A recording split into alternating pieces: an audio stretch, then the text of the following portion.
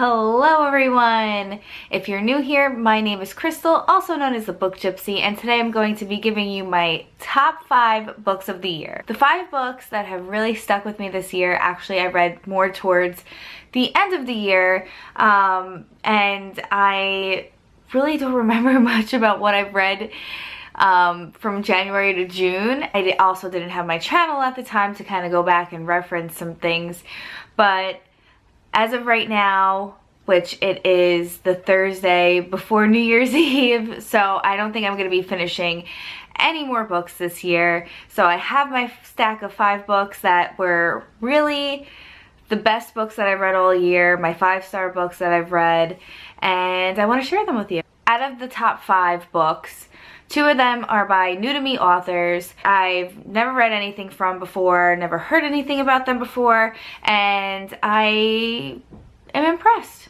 by their work. So I will show you what they are. The first book that is in my top 5 is Kings of the Wyld by Eames.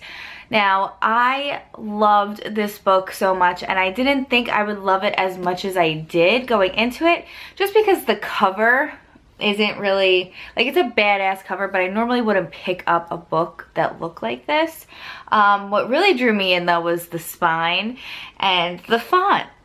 But it says the boys are back in town, and I heard some really amazing things about this through Bookstagram and BookTube, so I was like, you know what, I'm gonna pick this up. It's a little bit out of my comfort zone, but I think I'm gonna like it, and I absolutely loved it. This book was hilarious. There were definitely funny scenes, there was definitely some sad scenes, there was definitely some like interesting learning scenes, world building. It had it all. It was like the best fantasy book I've ever read. It's not like all fantasy books where you have this complex world building plot that like goes on for 500 pages. It's not like that. Eames gets right to the point, and you just know everything. Somehow you know everything from the beginning. The way he explains his characters and their personalities, and it's just so great. Kings of the Wyld is about a band of mercenaries way back when. They were like this badass clan who would destroy and conquer demons and dragons, and they were the ones to call when you had a problem, basically. So for years and years they haven't been together. They always get to a point where they have to bring the band back together, and they're not as young as they used to be. They have aches and pains that they never had before. They have problems, diseases, illnesses that they never had before, and they have to go back into war basically and defeat things along the way. One of the men, his daughter is in trouble, and they are going to save her, and it's basically a story about their journey together and coming back together, like how bands reunite, like Metallica, which they never really broke up, but like Fleetwood Mac, and like so, like how our bands come and reunite and do concerts again. Well, these guys, they came back together and just kicked ass, basically. It's a really, really good story. It's a really great fantasy world, and I am looking forward to reading the second book in the series. So thank you, Eames, for this amazing story. I definitely recommend this book to everyone. Even if you're new to fantasy, it's actually like one of the best books that you could pick up, because it will introduce you to all of the elements of fantasy without like the complexity of most stories. And the second book that really impressed me was A Big Ship at the Edge of the Universe by Alex White. This book was amazing, and Jess at Jess Reads Books would not, you know, stop talking about this book for so long. So I was like, you know what, I'm gonna pick it up. I'm gonna give it a shot. Even though I don't read sci-fi books, this book was excellent. It is a space opera. It has 3 badass female characters, main characters. 3 girls go on like a treasure hunt to find this warship that they were told that doesn't exist, and they know it exists. There's weird things happening. There's someone called the Mother showing up randomly and hurting people and killing people. So they're on this hunt to take them down. And this book is just non-stop action from the beginning. I couldn't put this book down, and I like totally put off reading this for so long, and I wish I didn't because it was just that good.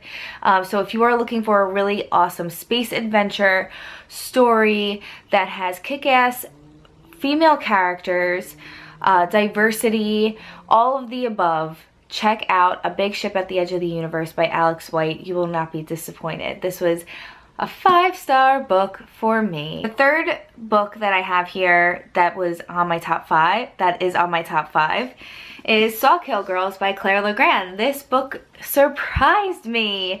I heard so many mixed things about this book from the beginning, and I did put off some time to read it, but I just gave it a go and I read it within 24 hours. And now it's not really that small of a book, and I'm not really that fast of a reader, but I made some sacrifices to finish this book as quickly as I did. I loved this story. This is another book about 3 badass female characters, girl power all the way, trying to battle this evil that is in the woods. A girl goes missing every year from this town, and they don't know why, and they want to figure out why. And there's just so much stuff that happens. I don't want to give it away because I really think this book is best to go in blind, not knowing much, and I feel like you will enjoy it a whole lot more if you go in the book that way.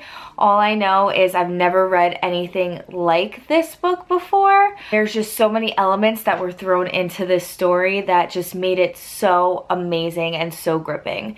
So if you are looking for a 5-star read to add to your TBR list for 2019, please pick up Sawkill Girls by Claire Legrand. And next I have here Bag of Bones by Stephen King. This is a Stephen King book that I've never picked up before. I would always see it and I would just always push it off because it just did not look like something that I wanted to read at the moment. I've gotten a lot of recommendations from people that read a lot of Stephen King, and they said, please read this book, you're gonna love it, you love ghost stories, you love Stephen King, pick it up. And to be honest, I never really read a synopsis about this book before until I picked it up. A lot of people were saying it was a ghost story. I was like, really? Like, I had no idea this book even really existed in that aspect. But oh my god, this book was so good. This is the best Stephen King book I've read so far, and I've read a lot of his older works like Salem's Lot and Pet Sematary, and those were my favorite for a very long time until I read this book. It is a work of art. Stephen King's writing in this book is excellent, and I feel like this book goes under the radar very often. A lot of people don't know about it, like I didn't know about it until recently. So if you are looking for a really good shorter, because this is actually like 550 pages, it's really not that big of a Stephen King book. If you're looking for a shorter Stephen King book, pick up Bag of Bones. It has a mixture of a lot of things happening in this book, and you really get attached to the characters. I mean, I know I did. I got really attached to Mike, the main character. I really felt like we were in his head the whole time. I really felt like I knew him. I really felt like I felt his emotions when he was feeling them. I mean, the writing in here is just amazing. Mike is a writer and he loses his wife, and this isn't spoilers because it is in the synopsis of the book. Loses his wife, she dies suddenly, and he's mourning her loss, and it's been quite some time since she passed away, and he has this major writer's block where he can't get any stories out, and him and his wife own this house up in Maine where it was kind of his writer's retreat. So whenever he was feeling blocked, him and his wife would go up there. It was their vacation home. It was their escape from every day. And so he decides to finally return to Sarah Laughs, which is their getaway place. And when he gets up there, there's a lot of spooky things happening. He also runs into a young girl who has a young child who's battling a court case where her father-in-law wants to take the child away from her since the child's father has passed away. So he kind of falls into that emotionally and wants to help her out. There is some history that he's going through with the land of Sarah Laughs. There's just so much that happens in this book, and it kind of keeps you guessing throughout, like, is he haunted? Like, is he haunting himself?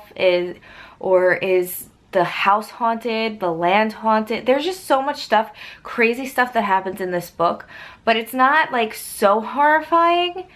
I don't know how to explain it.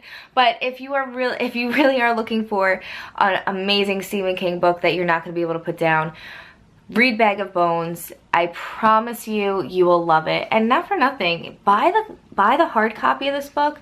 Like, this paperback edition is stunning. This is my favorite color ever, by the way. And just, I love the cover. The cover explains it all. So reflective with my light. I'm sorry.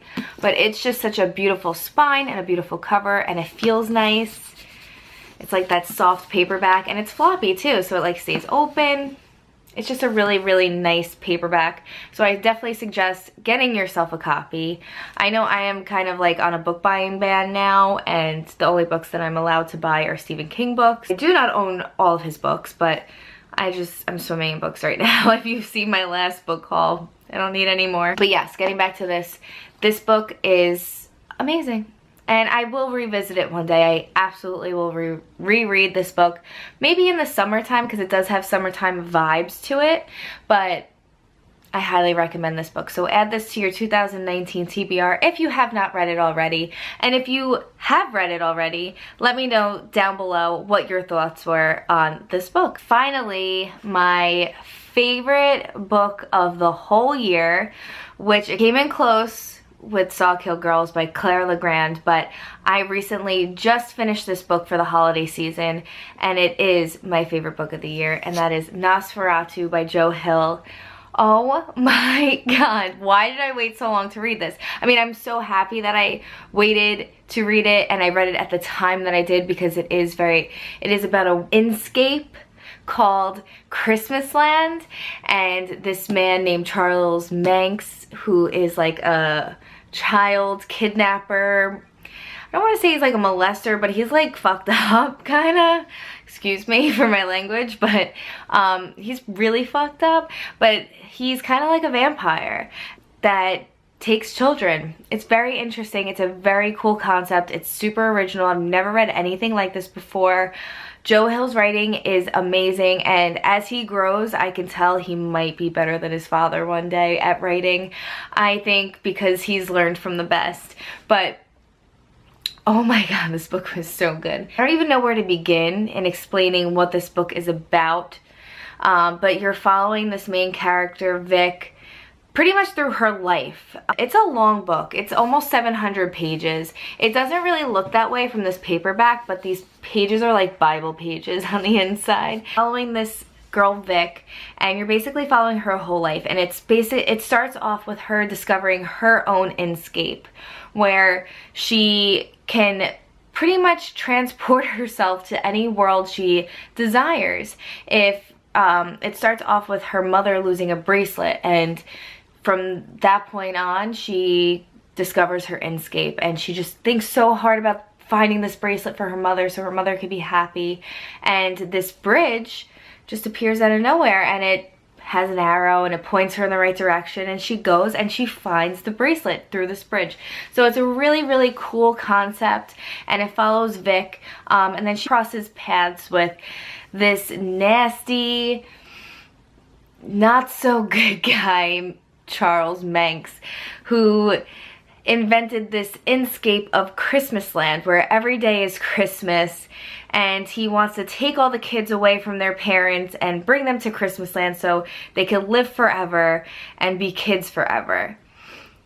It's really, really screwed up, but it's such a good story. This is the perfect Christmas story for horror fans. Basically, as Vic gets older, she has a son, and Charles Manx ends up kidnapping her son. So it's her and Charles Manx, their ongoing battle for years and years and years.